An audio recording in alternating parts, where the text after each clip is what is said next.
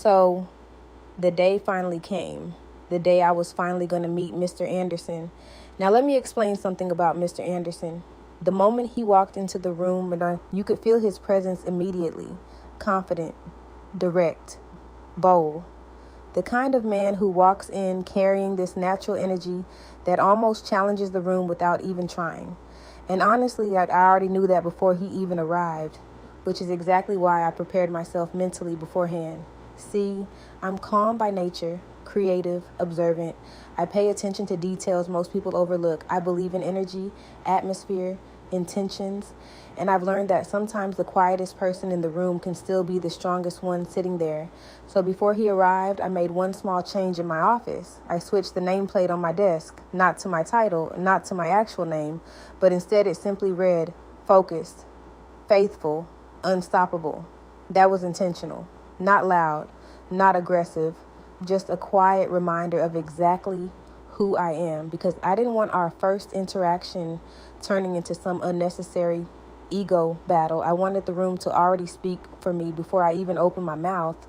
When he finally walked in, his handshake was firm, professional, confident, and I could immediately tell he was studying everything around him. His eyes moved across the office slowly, looking at the design, at the artwork, at the setup, the little details that reflected my personality. And honestly, I found that interesting because while he was observing the room, I was quietly observing him too, the way he carried himself, the way he paused before speaking, the confidence in his tone. It was clear he was used to taking charge of spaces. But what I appreciated most was that underneath all of that confidence, he still came in respectful.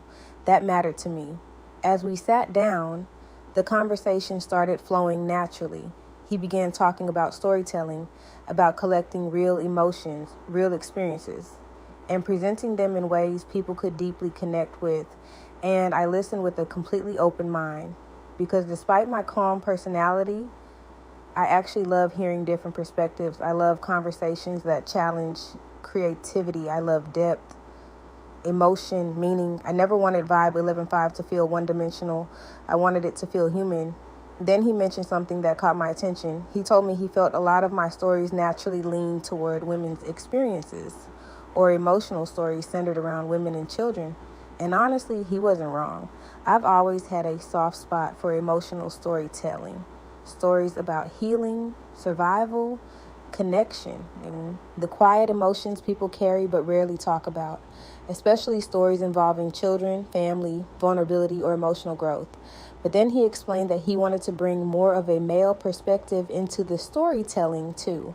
More male emotion, more male struggles, more from the male point of view. And instead of resisting it, I actually smiled because I realized something in that moment. Maybe that balance was exactly what these stories needed. Two completely different creative energies meeting in the middle, his perspective, my perspective, strength meeting softness, boldness meeting emotional depth. And somehow it didn't feel like conflict. It felt like possibility. So now my fingers are crossed because I genuinely hope this turns into something special, not just another business meeting, not just another collaboration, but something real.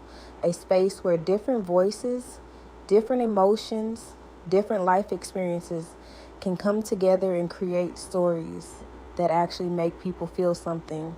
And honestly, that's always been the heart of who I am.